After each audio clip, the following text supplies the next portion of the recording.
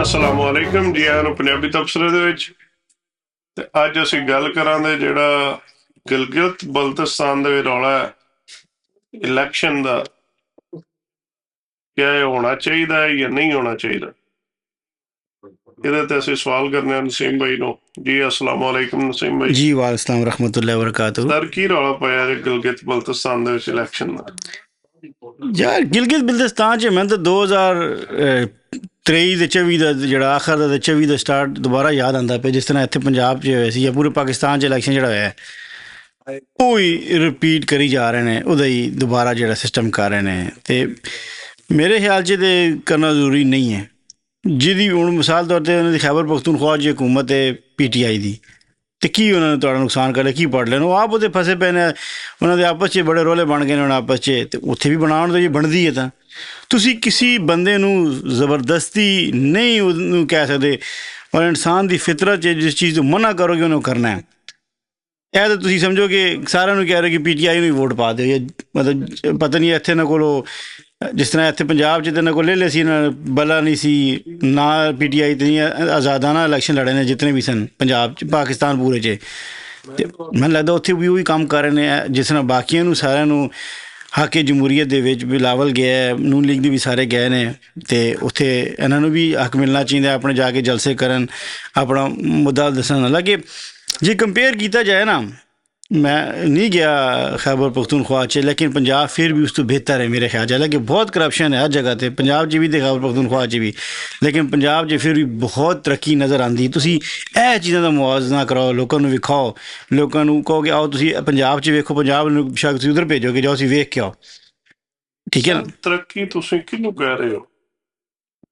ਹੁਣ ਤਰੱਕੀ ਦਾ ਅਸੀਂ ਕੀ ਚਟੀਏ ਅਸੀਂ ਸੜਕਾਂ ਨੂੰ? ਵੇਖਣਾ ਤੇ ਕਿ ਭੁੱਖ ਕਿੱਥੇ ਜ਼ਿਆਦਾ ਹੈ।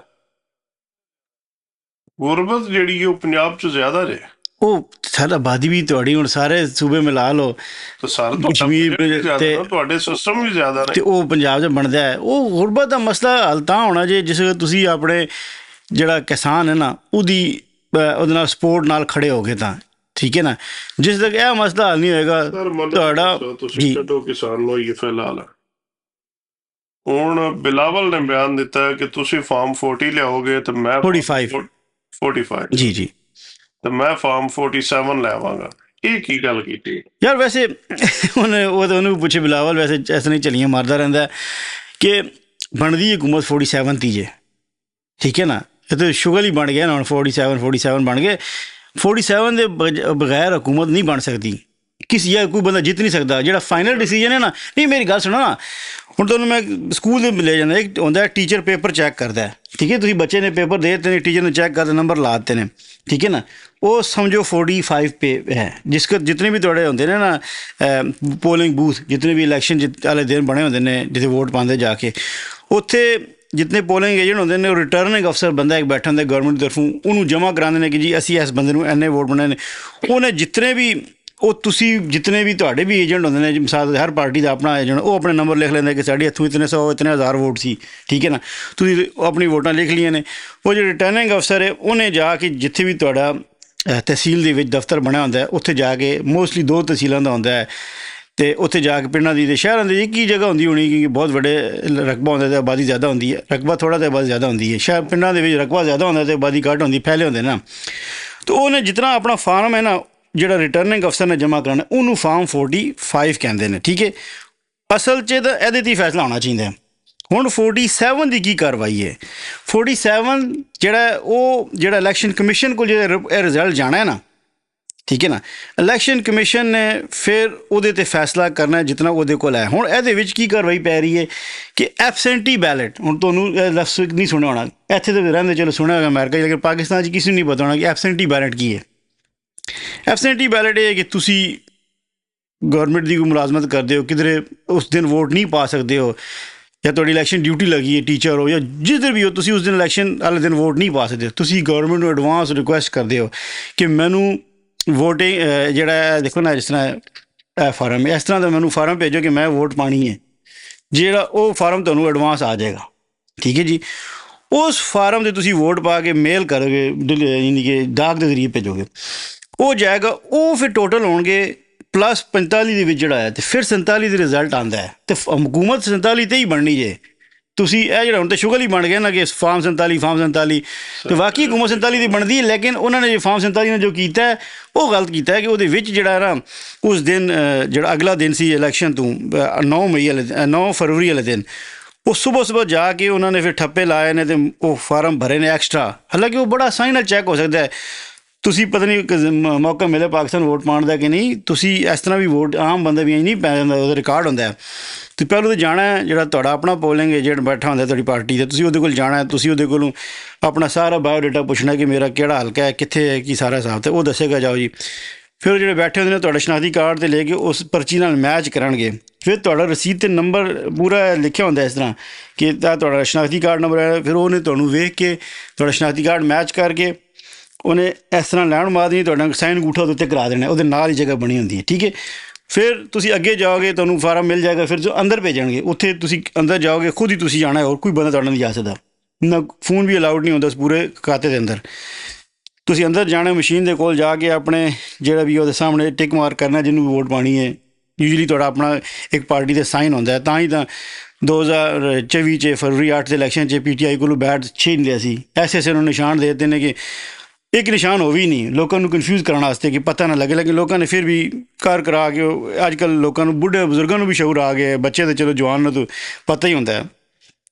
ਉਹਨੇ ਤੁਸੀਂ ਆਪਣੇ ਸਾਈਨ ਉੱਤੇ ਸਾਰਾ ਕਰਨਾ, ਜ਼ਰਾ ਜੀ ਵੀ ਉਸ ਡੱਬੇ ਦੇ ਅੱਗੇ ਪਿੱਛੇ ਕਿਸੇ ਤਰ੍ਹਾਂ ਵੀ ਹੋ ਜਾਏ ਤਾਂ ਵੋਟ ਰਿਜੈਕਟ ਹੋ ਜਾਂਦੀ ਹੈ ਜਾਂ ਡਬਲ ਹੋ ਜਾਏ ਕਿਧਰੇ ਵੀ, ਬੜਾ ਧਿਆਨ ਨਾਲ ਕਰਨਾ ਪੈਂਦਾ ਹੈ। ਉਹ ਫਿਰ ਤੁਸੀਂ ਉਹਨੂੰ ਫੋਲਡ ਕਰਕੇ ਉਹ ਡੱਬੇ 'ਚ ਪਾ ਦੇਣਾ। ਇਹ ਤੁਹਾਡੀ ਵੋਟ ਫਿਜ਼ੀਕਲੀ ਕਾਸਟ ਹੋ ਗਈ। ਅਤੇ ਜਿਹੜਾ ਦੂਸਰਾ 47 ਵਾਲਾ ਸਮਝਾਇਆ ਬਿਟਵੀਨ 45 ਤੇ 47 ਦੀ, ਉਹ ਜਿਹੜਾ ਐਬਸੈਂਟੀ ਬੈਲਟ ਹੈ ਇਤਨੇ ਹੋ ਨਹੀਂ ਸਕਦੇ ਜਿਹੜਾ ਉਹਨਾਂ ਨੇ ਕੀਤਾ ਨਾ। ਜਿਹੜੀ ਸਮਝ ਆ ਰਹੀ ਹੈ ਨਾ ਹੁਣ, ਤੁਸੀਂ ਮੈਨੂੰ ਫਾਰਮ ਦਿਖਾ ਰਹੇ ਹੋ ਜੀ ਜੀ, ਇਹ ਫਾਰਮ 45 ਜੀ, ਇਹਦੇ ਤੋਂ ਤੁਸੀਂ ਕਹਿ ਰਹੇ ਹੋ ਕਿ ਜਿਹੜਾ ਜਿੱਥੇ ਇਲੈਕਸ਼ਨ ਦੇ ਬੂਥ ਬਣੇ ਨੇ ਜੀ ਸਰ, ਪੋਲਿੰਗ ਸਟੇਸ਼ਨ ਜਿਹੜਾ ਬਣਿਆ ਹੈ ਫਾਰਮ 45 ਉੱਥੋਂ ਇਸ਼ੂ ਹੋਣਾ। ਉਹ ਜਿਤਨੇ ਵੀ ਉਸ ਇਲਾਕੇ ਦੇ ਨੇ ਨਾ ਉਹਨਾਂ ਦੇ 10 MPA ਨੇ ਜਾਂ MNA ਨੇ। ਨਹੀਂ, ਇੱਕ MPA ਵਾਸਤੇ ਦੀ ਸਮਝੋ ਇਹ ਫਾਰਮ 45 ਹਰ ਦਾ ਵੱਖਰਾ, ਹਰ ਜਿਹੜਾ ਨਾ ਉਹ ਜਿਹੜਾ MPA ਦਾ ਅਲੱਗ ਹੋਣਾ ਹੈ।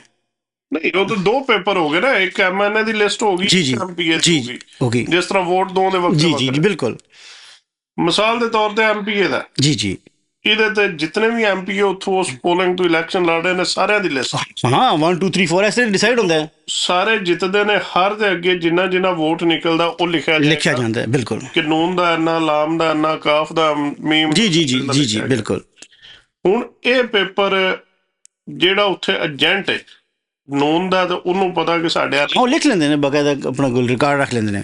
ਜਿਹੜਾ ਪੋਲਿੰਗ ਏਜੰਟ ਹੈ ਉਹਦੇ ਥੱਲੇ ਸਾਈਨ ਹੋ ਜਾਣਗੇ, ਰਿਟਰਨਿੰਗ ਅਫੀਸਰ ਦੇ ਸਾਈਨ ਹੋਣਗੇ। ਬਿਲਕੁਲ, ਇਹ ਜਾਏਗਾ ਇਲੈਕਸ਼ਨ ਕਮਿਸ਼ਨ ਦੇ ਦਫ਼ਤਰ 'ਚ ਜੀ। ਲੇਕਿਨ ਅਸੀਂ ਆਪਣੇ ਜਿਹੜਾ ਜ਼ੋਨ ਤੁਹਾਡਾ ਜਮ੍ਹਾਂ ਹੁੰਦਾ ਨਾ, ਖੈਰ ਪਿੰਡਾਂ ਦੇ ਵਿੱਚ ਤਾਂ ਤੁਹਾਡੀ ਤਹਿਸੀਲ ਹੁੰਦੀ ਹੈ ਜੀ, ਜਿੱਥੇ ਇਲੈਕਸ਼ਨ ਕਮਿਸ਼ਨ ਦੇ ਵਾਲੇ 45 ਟੁਰ ਗਿਆ, ਉੱਥੇ ਉਹਨਾਂ ਨੂੰ ਜਮ੍ਹਾਂ ਕਰਾਉਣਾ ਸੀ ਇਲੈਕਸ਼ਨ ਕਮਿਸ਼ਨ ਨੂੰ। ਹੋ ਗਿਆ ਜਮ੍ਹਾਂ ਜੀ, ਇਹ ਆ ਗਿਆ ਜੀ ਆ ਇਲੈਕਸ਼ਨ ਕਮਿਸ਼ਨ ਕੋ। ਬਿਲਕੁਲ, ਇਲੈਕਸ਼ਨ ਕਮਿਸ਼ਨ ਨੇ ਫਾਰਮ ਇਸ਼ੂ ਕਰਨਾ 47। ਬਿਲਕੁਲ, ਐਸ ਤੂੰ ਹੀ ਕਰਨਾ ਨੇ, ਐਸ ਤੂੰ ਨੀਡ ਕਰਨਾ ਸਮਝੋ ਜੀ।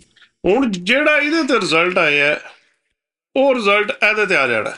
ਐਗਜ਼ੈਕਟਲੀ, ਹੋਣਾ ਇਸ ਤਰ੍ਹਾਂ ਚਾਹੀਦਾ, ਠੀਕ ਹੈ ਜੀ। ਉਹਦੇ ਤੁਸੀਂ ਕਰ ਲਓ ਜੀ, ਸਾਡੇ ਹਲਕੇ ਦੇ ਵਿੱਚ ਵੋਟ ਹੈ ਮਿਸਾਲ ਦੇ ਤੌਰ ਤੇ 3 ਲੱਖ ਜੀ।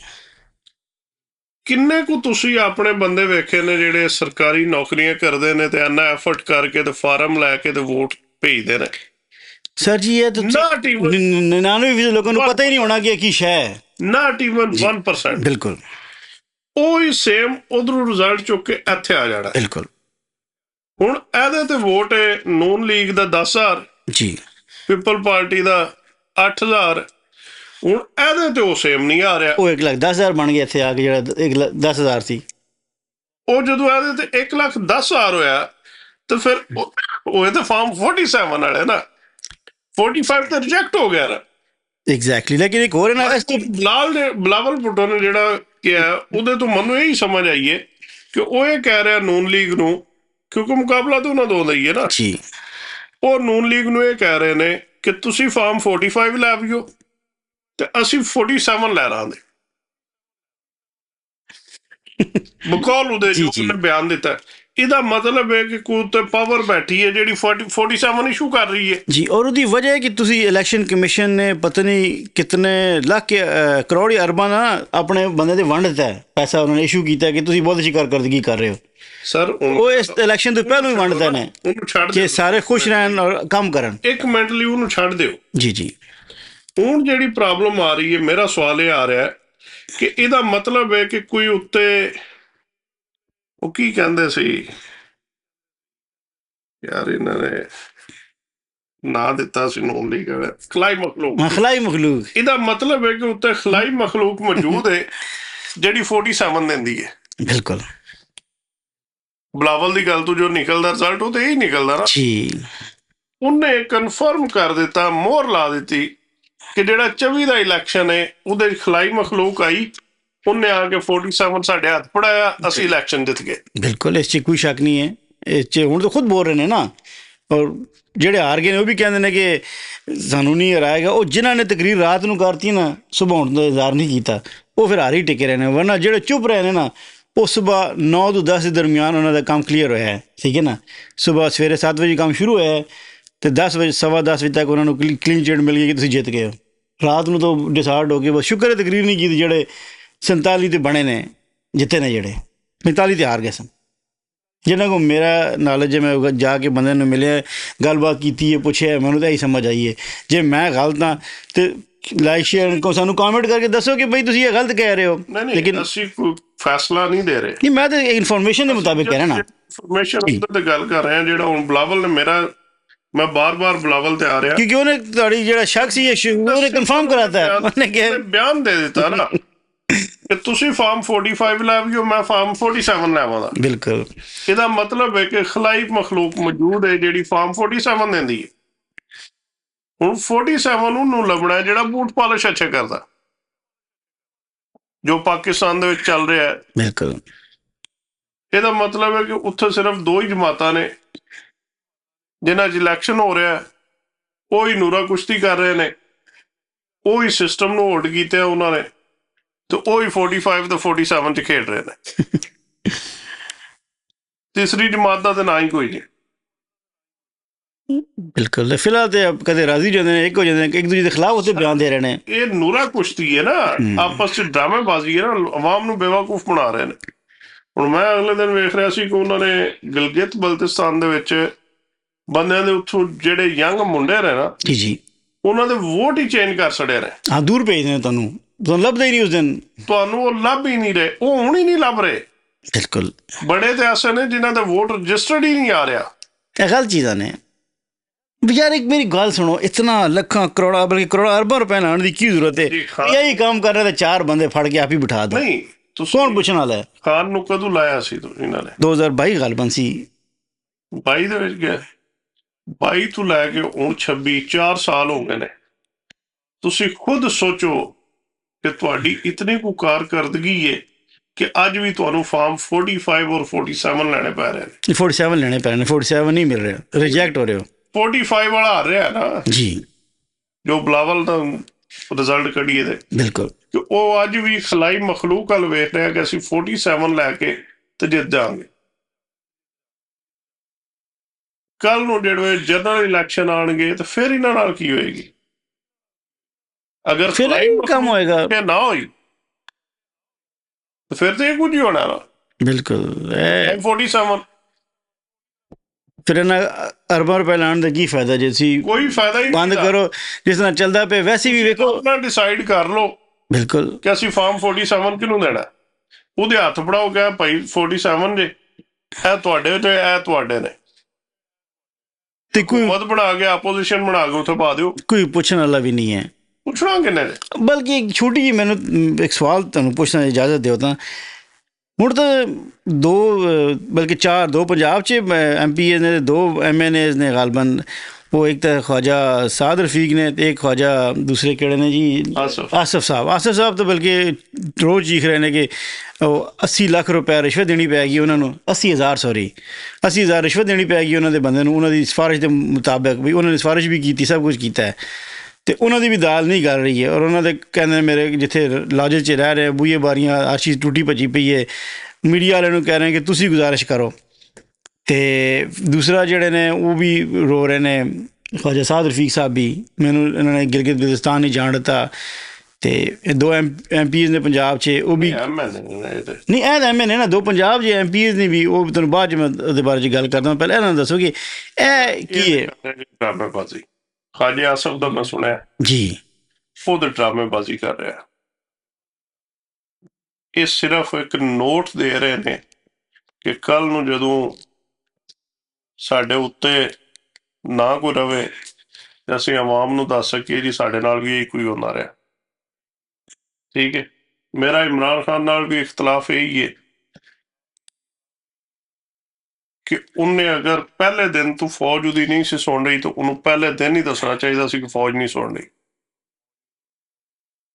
ਠੀਕ ਹੈ, ਇਹਨਾਂ ਨੇ ਵੀ ਕੱਲ ਨੂੰ ਇਹੀ ਕਹਿਣਾ ਤੁਹਾਡੀ ਅਗਰ ਨਹੀਂ ਮੰਨੀ ਜਾ ਰਹੀ, ਤੁਹਾਨੂੰ ਜਿਨ੍ਹਾਂ ਨੇ ਆਂਦੇ ਆ ਜ਼ਾਹਿਰ ਤੁਸੀਂ ਆਪਣਾ ਆਪ ਵੀ ਵੇਖੋ ਨਾ, 40,000 ਤੋਂ ਖਾਜਾ ਭਰਿਆ ਕਿਹੜੇ 40,000 ਲਾਹੌਰ ਵਾਲੇ ਕਿ ਸਿਆਲਕੋਟ ਵਾਲੇ? ਸਿਆਲਕੋਟੀ। ਅੱਛਾ, ਇਸ ਤੋਂ ਵੀ ਹਾਰ ਗਏ ਸਨ ਜੀ, ਪਿਛਲਾ ਵੀ ਹਾਰੇ ਸਨ ਜੀ, ਜਦੋਂ ਬਾਜਵਾ ਨੇ ਜਿਤਾਇਆ ਸੀ। ਜਦੋਂ ਤੁਸੀਂ ਹਾਰ ਕੇ ਆਉਂਦੇ ਹੋ ਤਾਂ ਤੁਹਾਡੀ ਤੇ ਬਾਤ ਕੀ ਹੈ, ਤੁਹਾਡੀ ਵੈਲਿਊ ਹੀ ਕੋਈ ਨਹੀਂ ਕਿ ਤੁਸੀਂ 47 ਵਾਲੇ ਹੋ ਨਾ ਜੀ, ਤੁਹਾਡੀ ਵੈਲਿਊ ਕੀ ਹੈ ਕਿ ਤੁਹਾਨੂੰ ਰੂੜੀ ਤੇ ਰੱਖਣ ਤੁਸੀਂ ਰਹਿਣਾ, ਕਿਉਂਕਿ ਤੁਹਾਨੂੰ ਪਤਾ ਕਿ ਆਂਦੇ ਆ ਉਹਨਾਂ ਨੇ। ਇਹ ਸਿਰਫ ਬੁਲਸ਼ਿਟ ਕਰ ਰਹੇ ਨੇ ਆਵਾਮ ਦੀਆਂ ਹਮਦਰਦੀਆਂ ਲੈਣ ਵਾਸਤੇ। ਨਾ ਲਾਜਸ 'ਚ ਕੋਈ ਜਾ ਕੇ ਰਹਿੰਦਾ, ਨਾ ਕਿਸੇ ਨੂੰ ਲੋੜ ਹੈ, ਇਹਨਾਂ ਦੀਆਂ ਆਪਣੀਆਂ ਪ੍ਰਾਪਤੀਆਂ ਨੇ ਉੱਥੇ। ਬਿਲਕੁਲ, ਇਹ ਜਿਹੜੀ ਪਿਛਲੇ ਜਿਹੜੀ ਬਿਲਡਿੰਗ ਡਿੱਗਣੀ ਸੀ ਉਹ ਨਹੀਂ ਡਿੱਗ ਸਕੀ, ਜਿਹੜੇ ਮੈਂ ਤੁਹਾਨੂੰ ਕਿਹਾ ਸੀ ਕੁਝ ਵੀ ਨਹੀਂ ਬਣਨਾ। ਸਾਰੋਂ ਕਿਹੜਾ ਗਰੀਬਾਂ ਦੀ ਸੀ? ਉਹਦੇ 'ਚ ਖਵਾਜਾ ਸਾਦ ਦੇ 4 ਅਪਾਰਟਮੈਂਟ ਕਹਿੰਦਾ ਮੁਝੇ ਤਾਂ ਪਤਾ ਹੀ ਨਹੀਂ ਹੈ ਕਿ ਮੇਰੇ ਸੈਕਟਰੀ ਨੇ ਲੈ ਲੈਣੇ ਤੇ ਫਿਰ ਗਰੀਬਾਂ ਦੇ ਸੀ। ਅੱਲਾ ਕੋ ਸੈਕਟਰੀ ਸਾਨੂੰ ਵੀ ਆਇਆ ਸਾਨੂੰ ਆਫਕੋਰਸ ਕਿਸੇ ਦਾ ਨਾਂ ਦੇ ਕੋਈ ਇੱਕ ਵਾਲਾ ਹੀ ਦੇ ਛੜੇ। ਬਿਲਕੁਲ, ਉਹ ਵੇਖੋ ਨਾ 4 ਅਪਾਰਟਮੈਂਟ ਦੇ ਜੇ ਸੁਣਿਆ ਅਰਬਾਂ ਰੁਪਏ ਦੇ ਨੇ ਇੱਕ ਅਪਾਰਟਮੈਂਟ ਹੈ ਸਰ, ਉਹਦੇ ਕਰੋੜਾਂ 'ਚ ਵੀ ਨਹੀਂ ਹੈ। ਪੜਿਆ 12 ਅਰਬ ਦਾ ਇੱਕ ਅਪਾਰਟਮੈਂਟ। ਵਾਓ। ਤੇ ਖਵਾਜਾ ਸਾਹਿਬ ਨੂੰ ਕਿੰਨੇ 12-24-48 ਆਲਮੋਸਟ। ਤੁਸੀਂ ਇੱਕ ਟਾਈਮ ਸੀ ਕਿ ਖਾਜਾ ਸਾਦ ਰਫੀਕ ਦੇ ਇੰਨੇ ਬਾਂਡ ਨਿਕਲਦੇ ਸੀ ਨਾ, ਬਿਲਕੁਲ ਜਿਹੜਾ ਪ੍ਰਾਈਜ਼ ਬਾਂਡ ਨਿਕਲਦਾ ਸੀ ਉਹ ਖਾਜੇ ਦਾ ਨਿਕਲਦਾ ਸੀ। ਰੌਲਾ ਪੈ ਗਿਆ ਕਿ ਸਾਰੇ ਪ੍ਰਾਈਜ਼ ਬਾਂਡ ਖਾਜਾ ਸਾਹਿਬ ਦੇ ਹੀ ਨਿਕਲਦੇ ਜੀ। ਗੱਲ ਇਹ ਕਿ ਸਾਰੇ ਐਂਡ ਤੇ ਕੁਝ ਹੈ ਨਾ, ਸਾਰਿਆਂ ਨੂੰ ਪਤਾ, ਤਾਂ ਹੀ ਤੇ ਇੱਕ ਦੂਜੇ ਦੇ ਖਿਲਾਫ ਗੱਲ ਨਹੀਂ ਕਰ ਸਕਦੇ। ਬਲਕਿ ਹਰ ਬੰਦੇ ਇਤਨੀ ਮੋਟੀ ਮੋਟੀ ਫਾਈਲਾਂ ਬਣੀਆਂ ਪਈਆਂ ਨੇ ਮੇਰੇ ਖਿਆਲ 'ਚ ਤਾਂ ਹੁਣ ਤਾਂ। ਸਰ ਦੇਖੋ, ਸਭ ਤੋਂ ਵੱਡੀ ਦੁਸ਼ਮਣੀ ਜਿਹੜੀ ਪਾਕਿਸਤਾਨ ਨਾਲ ਹੋਈ ਨਾ, ਉਹ ਹੋਈ ਜਿਵੇਂ ਉਹ ਵਾਲੀਅਮ 10 ਨਹੀਂ ਸੀ ਇਹਨਾਂ ਨੇ ਖੋਲ੍ਹਿਆ। ਇਹ ਮੈਂ ਤੁਹਾਨੂੰ ਕਿਸੇ ਸ਼ੁਕਰ ਜੀ ਮੈਂਸ਼ਨ ਕਰਤਾ ਹੈ ਕਿ ਵਾਲੀਅਮ 10 ਇਮਰਾਨ ਖਾਨ ਸਾਹਿਬ ਇੱਥੇ ਅਮਰੀਕਾ 'ਚ ਵੀ ਆਇਆ, ਪੂਰੀ ਦੁਨੀਆ 'ਤੇ ਗਿਆ ਕਿ ਮੈਂ AC ਉਤਰਵਾ ਦੂੰਗਾ, ਮੈਂ ਇਹ ਕਰ ਦੂੰਗਾ, ਮੈਂ ਉਹ ਕਰ ਦੂੰਗਾ। ਉਹ ਨਹੀਂ ਕਰ ਸਕਦੇ ਸੀ, ਨਹੀਂ ਕਰਨਾ ਚਾਹੀਦਾ ਸੀ, ਕਿਉਂਕਿ ਗੱਲ ਤੇ ਕੱਲ੍ਹ ਵੇਖੋ ਨਾ, ਉਹਨਾਂ ਦਾ ਟਾਈਮ ਬਦਲਾ ਹੈ, ਉਹਨੂੰ ਅੰਦਰੋਂ ਚਲੇ ਗਏ। ਹੁਣ ਮੈਂ ਕਿਹਾ ਉਹਨਾਂ ਕੋਲ AC ਇਸ ਟਾਈਮ 'ਤੇ ਨਹੀਂ ਹੈ, ਜਾਂ ਉਹ ਵੀ ਤਾਂ ਉਹ ਜਾਣਦੇ ਨੇ ਕੰਮ ਜਾਣੇ। ਲੇਕਿਨ ਵਾਲੀਅਮ 10 ਕਿਉਂ ਨਹੀਂ ਰਿਲੀਜ਼ ਕਰਾ ਸਕੇ ਉਹਨਾਂ ਨੇ? 4 ਸਾਲ ਹਕੂਮਤ ਹੋਈ ਨੇ। ਸਰ ਵਾਲੀਅਮ 10 ਦੇ ਵਿੱਚ ਨਾ ਯਾਦ ਬਹੁਤ ਕੁਝ ਜਿਹੜਾ ਮੈਂ ਤੁਹਾਨੂੰ ਦੱਸ ਨਹੀਂ ਸਕਦਾ, ਨਹੀਂ ਦੱਸ ਸਕਦਾ। ਨਹੀਂ ਤੇ ਫਿਰ ਉਹਨਾਂ ਨੂੰ ਕੱਢਣਾ ਚਾਹੀਦਾ ਸੀ ਨਾ, ਅਸਲ ਤਾਂ ਉਹੀ ਸੀ ਸਰ, ਉਹੀ ਤੇ ਉਹਨਾਂ ਨੇ ਦੱਬਿਆ ਨਾ। ਮਤਲਬ ਹੁਣ ਤਾਂ ਖੈਰ ਉਹ ਪਤਾ ਨਹੀਂ ਜਲ ਸੜ ਜਾਣਾ, ਗਾਇਬ ਵੀ ਹੋ ਜਾਣਾ ਹੈ, ਲੇਕਿਨ ਉਸ ਵਕਤ ਟਾਈਮ ਉਹਨਾਂ ਕੋਲ ਸੀ 4 ਸਾਲ ਪਏ ਆ ਨਾ ਜੀ, ਉਹਨੂੰ ਕੱਖ ਵੀ ਨਹੀਂ ਹੋਣਾ। ਓਕੇ, ਅੱਲਾ ਕਰੇ ਸੇਫ ਰਵੇ। ਲੇਕਿਨ ਇੱਕ ਵੈਸੇ ਸਵਾਲ ਸੀ ਮੇਰਾ, ਉਹ ਜਿਨ੍ਹਾਂ ਨੇ ਦੱਬਿਆ ਨਾ, ਉਹ ਚਾਬੀ ਮਰੋੜ ਕੇ ਜਦੋਂ ਦਿਲ ਕਰਦਾ ਐ ਨਹੀਂ ਕਰ ਲੈਂਦੇ, ਜਦੋਂ ਦਿਲ ਕਰਦਾ ਐ ਨਹੀਂ ਕਰ ਲੈਂਦੇ, ਉਹ ਸਾੜਦੇ ਨੇ। ਇਸ ਤੋਂ ਪਹਿਲਾਂ ਬੜਾ ਬੜਾ ਰਿਕਾਰਡ ਸੜਿਆ। ਉਹ ਜਿਹੜਾ ਸ਼ੁਬਾਜ਼ ਸ਼ਰੀਫ ਦੇ ਅੰਡਰ ਹੁੰਦਾ ਸੀ ਉਹ ਸੜਦਾ ਰਿਹਾ। ਸਿੰਧ 'ਚ ਵੀ ਸੜਿਆ ਹੈ। ਈਵਨ ਮੈਂ ਛੋਟਾ ਜਿਹਾ ਗੌਰਮੈਂਟ ਸਾੜਦੀ ਰਹੀ ਹੈ ਨਾ ਜੀ।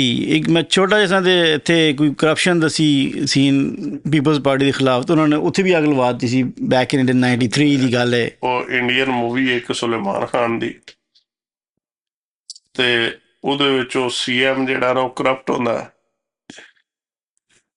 ਉਹ ਜਿਵੇਂ CM ਨਹੀਂ ਹੁੰਦਾ ਤੇ ਉਹ ਇਹਨੂੰ ਕਹਿੰਦਾ ਮੈਂ ਤੇਰੇ ਕੋਲ ਸਰੂਟ ਮਰਾਵਾਂ ਨਾ, ਉਹ CM ਬਣ ਜਾਂਦਾ। ਇਹਨੂੰ ਕਹਿੰਦਾ ਫਲਾਣੇ ਬੰਦੇ ਦੀ ਜਿਹੜੀ ਕਰਪਸ਼ਨ ਦੀ ਫਾਈਲ ਇਹਨੂੰ ਲਾਇਆ, ਉਹਦੇ ਜਿੰਨੇ ਕੇਸ ਨੇ, ਉਹ ਜਾ ਕੇ ਫਾਈਲ ਲੈਂਦਾ। ਉਹ CM ਉਹਨੂੰ ਅੱਗ ਲਾ ਸਕਦਾ ਨਾ, ਲਾ ਕੇ ਟੋਕਰੀ ਸੁੱਟਦਾ, ਨਾਲ ਹੱਸਦਾ। ਉਹਨੇ ਕਿਹਾ ਇੱਕ ਤੇਰੇ ਕੋਲ ਆਈਏ, ਇੱਕ ਜਿਹੜਾ ਪ੍ਰਾਈਮ ਮਿਨਿਸਟਰ ਨੂੰ ਅੱਪੜ ਗਈ, ਇੱਕ ਸਦਰ ਨੂੰ ਅੱਪੜ ਗਈ, ਇੱਕ ਫਲਾਣੀ ਥਾਂ ਤੇ ਅੱਪੜ ਗਈ। ਗੱਲ ਹੈ ਕਿ ਇਹ ਜਿਹੜੀਆਂ ਸਾੜਦੇ ਜੇ ਨਾ, ਉਹ ਇਹਨਾਂ ਕੋ ਸੜਦੀਆਂ ਨੇ। ਐਗਜ਼ੈਕਟ ਰਿਕਾਰਡ ਰਹਿ ਜਾਂਦਾ, ਰਿਕਾਰਡ ਉਹਨਾਂ ਦਾ ਵੀ ਆਏ। ਇਹ ਗੱਲ ਸੀ, ਬਿਲਕੁਲ ਠੀਕ ਕਹਿ ਰਹੇ ਹੋ।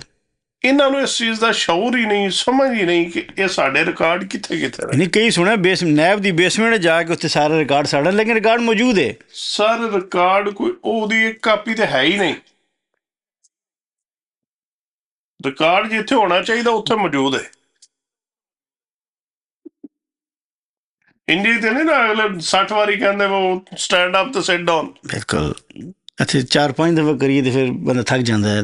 ਇਹ ਚੀਜ਼ ਬਹਰਹਾਲ ਨਹੀਂ, ਲੇਕਿਨ ਇਹ ਦੇਖੋ ਉਹ ਗਿਲਗਿਤ ਬਲਤਿਸਤਾਨ ਚਲੇ ਜਾਈਏ, ਫਿਰ ਚਲੋ ਉੱਥੇ ਗਲਤ ਕਰ ਰਹੇ ਨੇ, ਇਲੈਕਸ਼ਨ ਹੋਣ ਦਿਓ, ਜੋ ਵੀ ਹੋਏਗਾ। ਸਰ ਨਹੀਂ ਜੀ, ਦੋ ਨਾ ਇਲੈਕਸ਼ਨ, PTI ਨੂੰ ਮੌਕਾ ਦਿਓ ਨਾ। ਸਰ ਮੈਂ ਤੁਹਾਡੀ ਗੱਲ ਤੋਂ ਜੀ ਬਿਸਮਿਲ੍ਲਾ। ਮੇਰਾ ਇਹਦੇ ਤੇ ਪੁਆਇੰਟ ਆਫ ਵਿਊ ਹੈ ਕਿ ਬਰਾਏ ਮਿਹਰਬਾਨੀ ਕਰਕੇ ਪਾਕਿਸਤਾਨ ਦਾ ਨੁਕਸਾਨ ਨਾ ਕਰੋ, ਪੈਸੇ ਨਾ ਰੋਲੋ, ਜਿਹਨੂੰ ਦਿਲ ਹੈ ਹਕੂਮਤ ਦਿਓ, ਆਪੋਜੀਸ਼ਨ ਬਣਾਓ ਤੇ ਬਹਾ ਦਿਓ। ਇਲੈਕਸ਼ਨ ਦਾ ਰੌਲਾ ਪਾਉਣ ਦੀ ਲੋੜ ਹੀ ਨਹੀਂ, ਕਿਸੇ ਬੰਦੇ ਨੂੰ ਕੋਈ ਇਤਰਾਜ਼ ਨਹੀਂ। ਲੇਕਿਨ ਤੁਸੀਂ ਟਾਈਮ ਜ਼ਾਇਆ ਕਰ ਰਹੇ ਹੋ, ਆਵਾਮ ਦਾ ਵੀ ਤੇ ਆਪਣਾ ਵੀ ਪੈਸਾ ਰੋੜ ਰਹੇ ਹੋ। ਕਿਉਂ? ਉਹ ਮੈਂ ਅੱਜ ਇੱਕ ਵੇਖ ਰਿਹਾ ਸੀ, ਉਹ ਮੁੰਡੇ ਨੇ ਪੈਟਰੋਲ ਪਵਾਇਆ, ਜੀ ਉਹਨੇ ਕਿਹਾ ਜੀ ਮੇਰੀ ਰਿਕੁਐਸਟ ਹੈ ਮਰੀਮ ਨਵਾਜ਼ ਸਾਹਿਬਾਂ ਨੂੰ ਕਿ ਮਿਹਰਬਾਨੀ ਕਰਕੇ ਇੱਥੇ ਬੰਦਾ ਖੜਵਾ ਦੇਣ, ਜਿਹੜਾ ਲੀਟਰ ਤੇਲ ਪਾਏ ਉਹਨੂੰ ਨਾਲ 5 ਜੁੱਤੀਆਂ ਵੀ ਮਾਰਨ। ਨਾ ਤੇਲ ਮਹਿੰਗਾ ਨਾ ਸ਼ਾਰਟ ਹੋਇਆ, ਜਿਹੜਾ 2 ਲੀਟਰ ਪਾਏ ਉਹਨੂੰ 10, ਜਿਹੜਾ 3 ਪਾਏ ਉਹਨੂੰ 15। ਉਹਨੇ ਮੈਂ 3 ਲੀਟਰ ਪਾਇਆ, ਮੈਨੂੰ ਭਾਵੇਂ ਹੋਣੀ 15 ਮਾਰ। ਸਹੀ ਗੱਲ ਹੈ, ਗੱਲ ਉਹੀ ਹੈ ਛੜੀ। ਤੁਸੀਂ ਕਿਸੇ ਬੰਦੇ ਨਹੀਂ ਬੋਲਣਾ ਕਿ ਇਲੈਕਸ਼ਨ ਕਿਉਂ ਨਹੀਂ ਹੋਏ, ਤੁਸੀਂ ਆਪੋ MPA ਕਿਉਂ ਬਣਾ ਲਏ।